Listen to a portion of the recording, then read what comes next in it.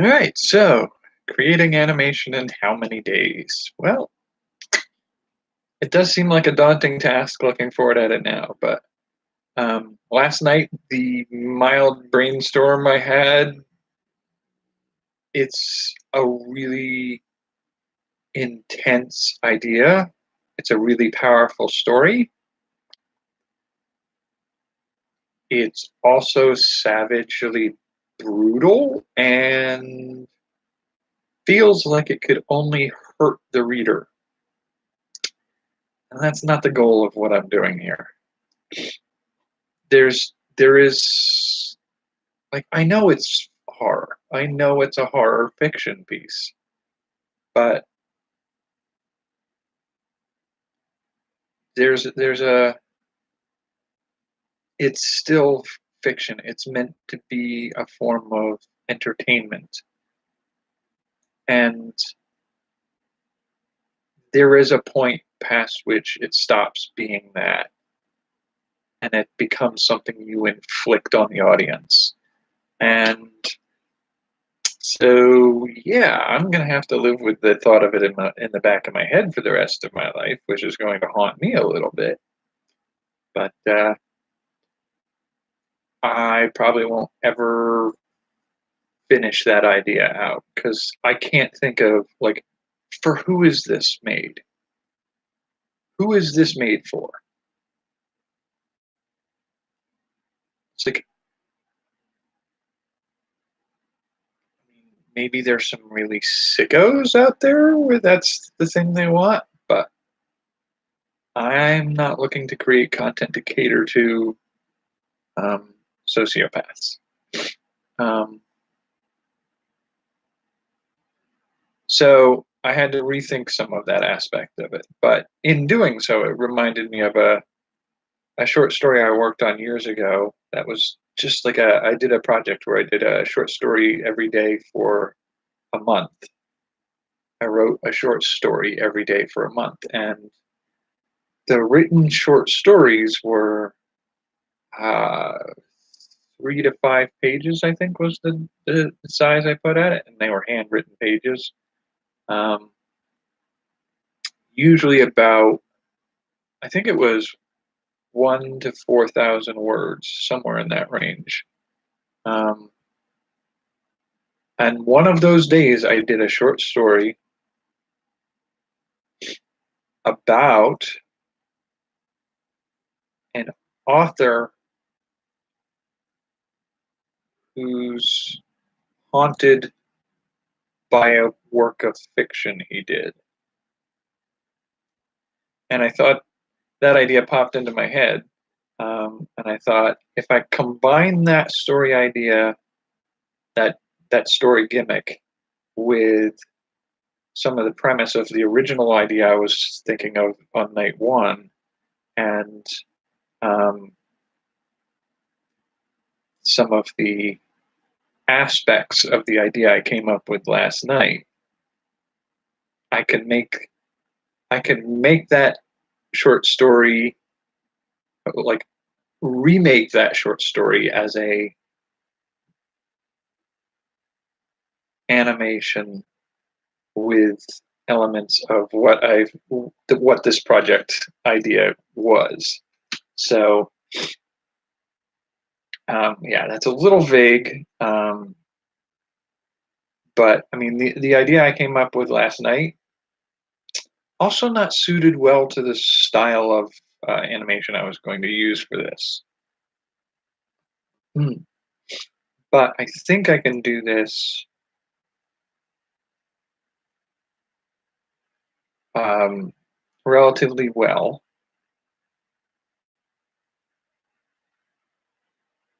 Where that leads me now is, I tighten up the script and rework pieces of it for references to the works I was thinking about before I started last night's video, and um, the story I had at the end of last night's video. Take those elements, use the gimmick of the short story from years ago. And then, I mean, it's pretty much almost already just finished the scripting phase. I need to storyboard out tonight, and then I need to start figuring out how I'm going to make the sets and character designs. It's also nice in the fact that this piece will only really have, well, it'll have 4 or 5 characters. I, I'm underselling some of it in my head here. I was thinking like, oh yeah, it's the story of an author dealing with his fiction. So there's only one character. No, no, if he's dealing with his fiction, he's going to encounter the characters. So the characters are also characters. And they need to be physically represented too. So it's not any less in the number of people. Um, so what I'm with this animation style, what I'm aiming to try to do is sort of like a sprite art from video games. Um, Not like a big head child's body Pokemon character design. Something a little more Castlevania, like the original Castlevania, maybe, mm, with like cutscene art where you see the character's face and them closer up. I don't know if Castlevania is the right artwork for that. I have to really kind of see what I can find. But and there are a couple rooms and an outdoor setting, and then I think depending on how I do it,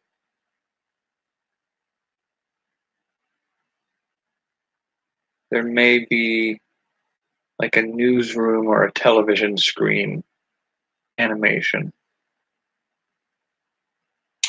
So I think really like there are 4 scenery setups, 4 sets, and then maybe 5 characters, and each character needs front, side, reverse side, and back images for the motion animation, and then cutscenes, like the cutscene style animation. Um, Main character close up.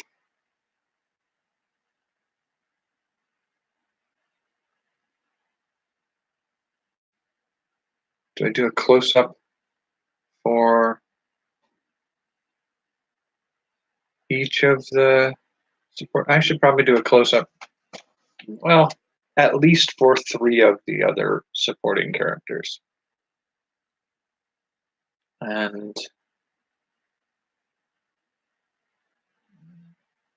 I'll do one for each of them because they're like directorial styles that I might use that could use that. Right, so overall, that's not a lot. Now, with the stage setting for a couple of the scenes, like the question, like I feel like it's my mind goes back to designing sets for drama club and stuff like that, and stage theater. where you design the stage to be viewed from a one-directional perspective from the audience. And so you sort of do this. If you're doing a room, you do a box with the edges angled at the ends angled out, so you look in and it makes it feel like you're looking into a room, and it gives like perspective to it, so you can see three of the four walls.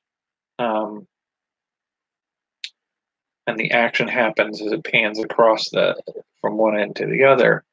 It sort of gives like a fisheye view of a room. But with this animation, you don't have to do that. You like my instinct keeps going back there because it's an easy way to build a single set. You build that set once and you move the character in that set left to right, and you get one end of the room on this side, one end of the room on this side. And you've got your walls angled like this so that the back wall here, you can effectively cover what happens at this wall, and the back wall. But with the animation or the game style, you can rotate the room when the character turns, so that the room dimensions, you have 3 dimensions in which the character can move around, and you can see all 4 walls by turning your angle of observation. So I don't know if I'm going to do the stage set design, which is a much easier way to design the setting for an animation, or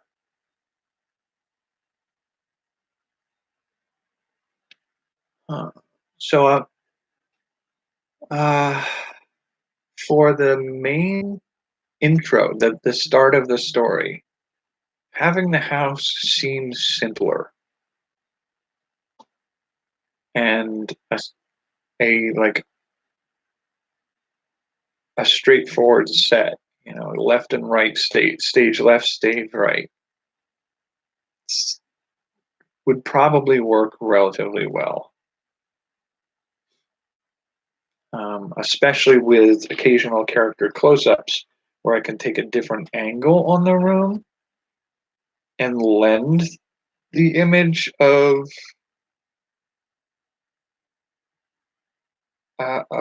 the all 4 walls.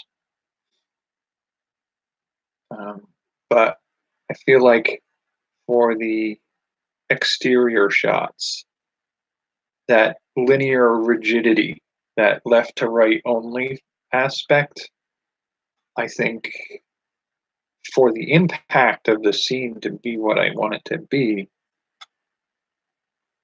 I'm gonna have to have perspective, more of a circular that changes with the angle of motion.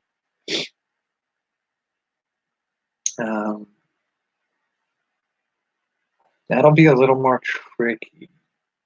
I think I might be able to do it. If I do like a cylindrical set design,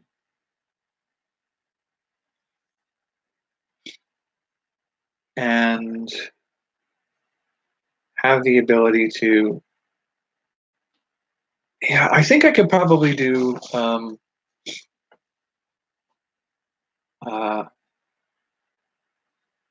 like a first person movement through a cylindrical set and put any characters I want in the scene at different points along that cylinder, looking closer or further away. And yeah, I might be able to make that work. It seems like it's probably possible.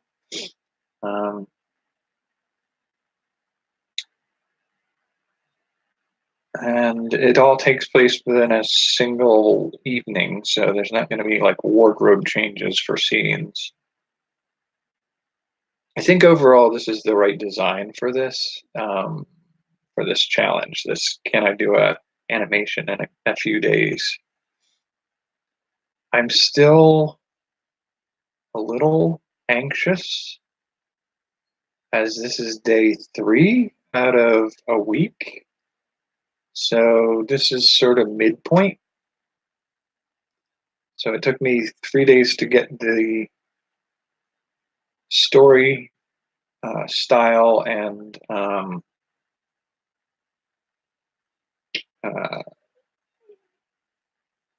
type of like the genre, the arts, the animation style, and the story worked out. Um, Building sets and characters, I feel like, is a 2-day minimum worth of work.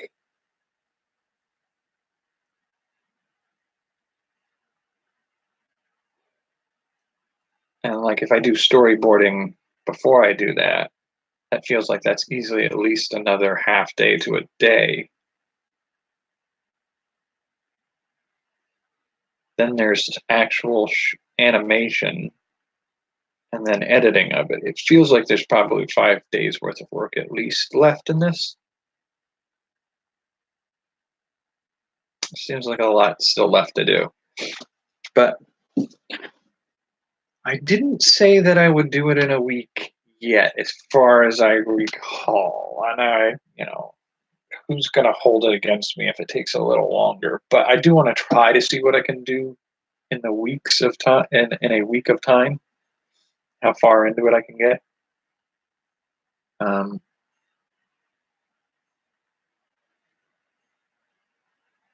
Kind of curious, like, and for animating the video portion of this, I was going back and forth between. I have access to a piece of software that I'm paying to use, and I think that could get me a decent result. I also feel like it's cheating. My goal here is what could you do, you as a viewer, if you wanted to do what I will do at the end of this project? Is there a method you could do that with without having to pay for or pay a lot for a piece of software to do it?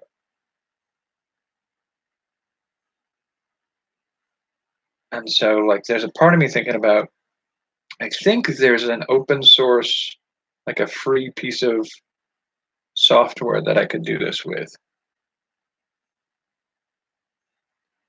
And so I would take my basics of set design, edit them as large images, load them into this software, do a little coding, simple computer coding. I guess you can barely call it computer coding. What I'm thinking of is I might be able to use Scratch, which is you can build small games with it, and you can do like animated cards or stuff like that. So you can do some minor animation with it. Um, so I'm thinking I might be able to animate in Scratch the scenes for this. Trying to remember if there's ways to pull the animation videos or the gameplay videos from Scratch that I can run through an editor, like a video editor. My video editing software that I can use for this would help tighten it up and make a video out of the action that I produced through the gameplay style animation. I might try to do that. I have to look into Scratch tonight and see if it's something I can do.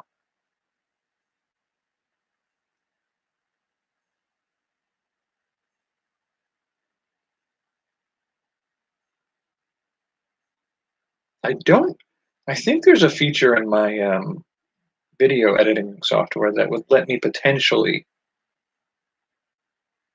edit aspects of, uh, put in sort of animation aspects, but I don't think they allow me to do the character motion in anything other than frame by frame editing or motion tracking. And as much as motion tracking sounds like it would be a fun way to try to do a piece of animation, it's not an easy or a quick way to do it. And like I remember I was editing a piece of video at one point and somebody walked through the background and they didn't want to be included in the video, so I had to police protection them out of the video, just getting that blurred splotch to cover their head as they moved through this way, turned, did this, moved back through and out of the frame. Like getting it to do that was just so hard. Took me probably an hour to do that for a 3 or 4 minute chunk of video. And if I were to do an animation, like a motion track animation, it would be somebody in a suit that I could chroma key out the suit and at certain locations, like an elbow or head, like front of head, side of head, do different colored dots and use those dots in the tracking software in the video editor to take a prearranged illustration piece and make it track that dot's motions through the screen. Like that's potentially doable. You're still going to have to go in every now and then and recenter it on the dot because sometimes it'll lag or drop or just lose sight of that dot for whatever reason. And so um, it's it's a possible way of doing it. Like you set up a green screen, you wear a suit, a skin suit that could be chroma keyed out, and then you put tracking dots on your limbs. And if you build your character design right, that's the other thing is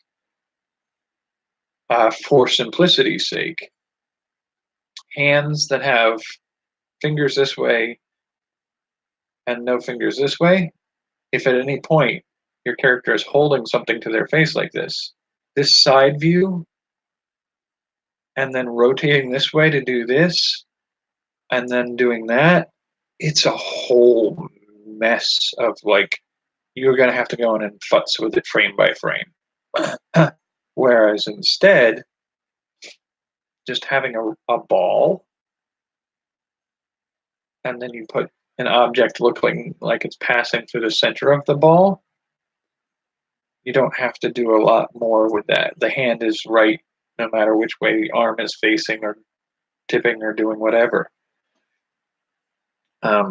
So that's sort of one of the things you see a fair amount of in like South Park, where their hands are circles with occasionally a thumb placed on it to show a fist. But yeah, there are ways to do that, but I don't think I'm going to do motion tracking for this. That's easily another week and a half worth of work to make it work that way. So I think I'm going to try through Scratch and see if I can download the video at the end of that, and or screen cap the video at the end of that and run it through the editor. That brings an interesting question. Do I screen cap? That's a good question. If I did Scratch and I screen capped um, character motion, on a green screen backdrop.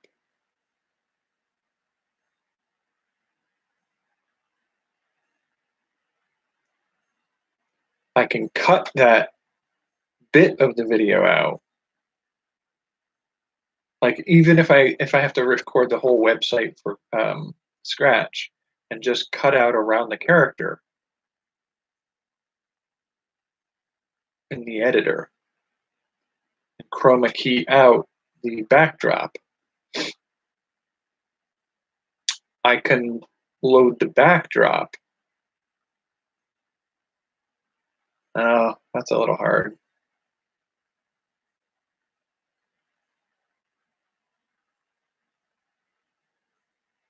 I mean, I could, yeah, I might be able to load the backdrop into my editor as a big, long, like a really like long panning shot,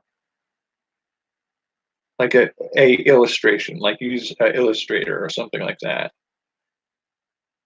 And you know, I don't have to include all of it in each frame of the edit, but have the edit tracking the pan and then tack on the next right image and then tack on the next one. And it's still images, but they're sliding past the screen, tracking the motion of the actor.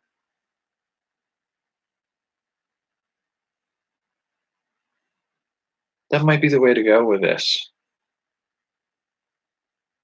It might be a little tricky, but I might be able to make that work.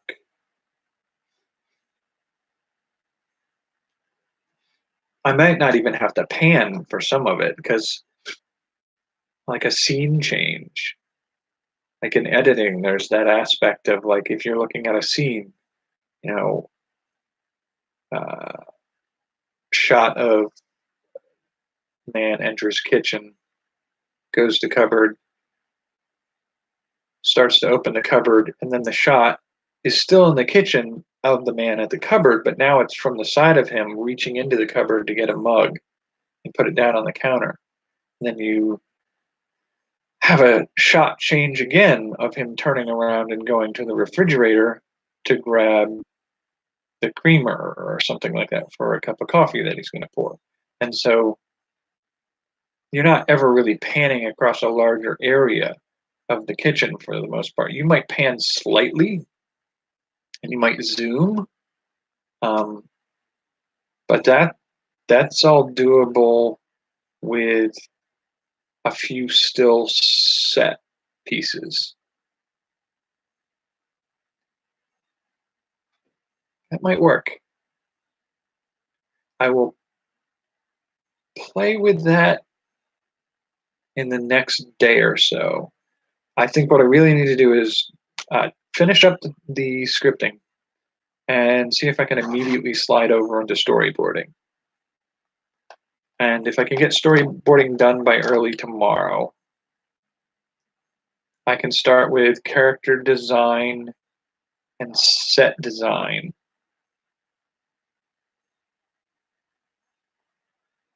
And largely the character design is going to be the pulled back view, the video game style images of character in motion. Close-up character close-ups may be the more art intense aspects of this.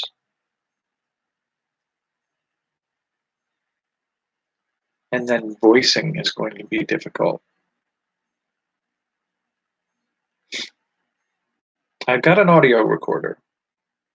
And I mean, I've edited audio into video before. It's going to be interesting. I've never had to lip sync something. I've never had to have the video. I've never had to form the words with the mouth and then create dialogue to match it or anything like that before. So that part might be tricky.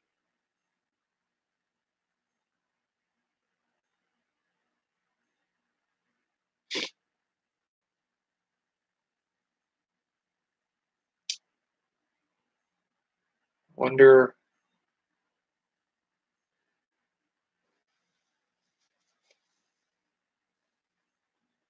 Yeah, I'll look up Scratch tonight. See if that's a viable mechanism for at least portions of this.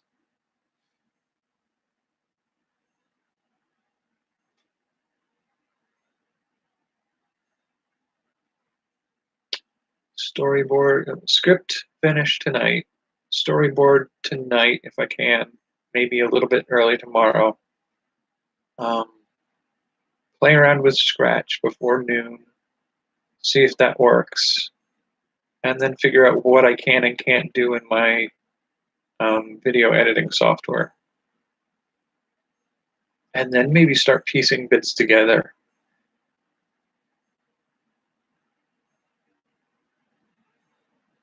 Yeah, if I really push myself hard, I might be able to get pretty far with this in the next couple days. I've only got 4 days left for a week finish line. I'd like to get as close to that as possible. If I can't get that, I'd like to get at least close enough that I can show something off, like post a preview. I mean, that would be kind of fun, like a like a 30-second teaser for the animated piece.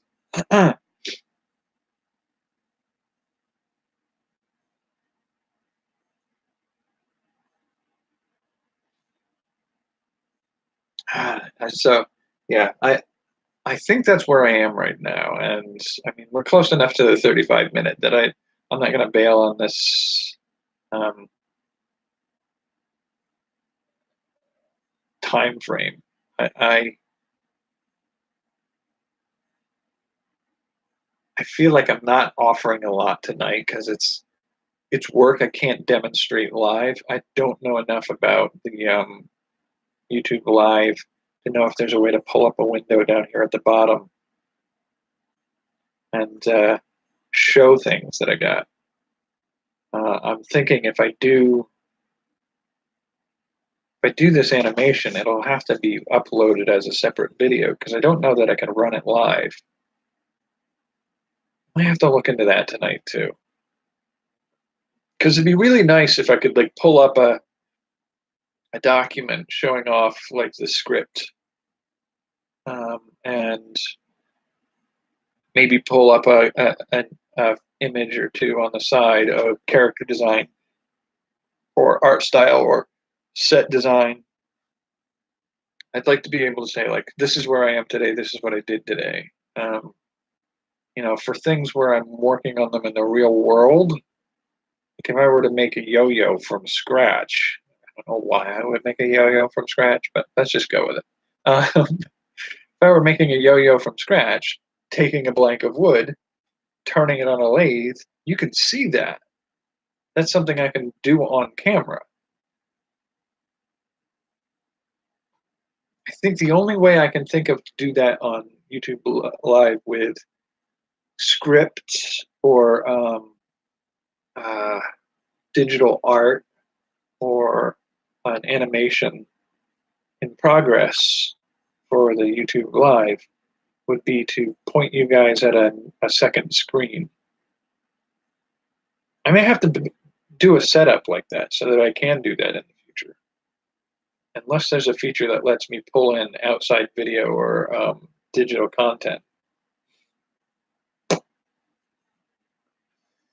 All right, so we are quickly approaching 35 minutes in, and I think that's about where I'm going to leave it for tonight. So I will hopefully have, and I'll try to like have the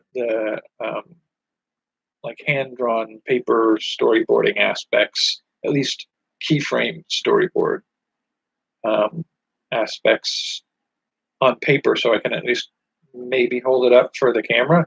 I know the camera's not really great at pulling off pencil on paper. I could probably pull out a marker or a pen. So get a sense of that process tomorrow. All right. I guess I'll see you tomorrow. Take care of yourselves.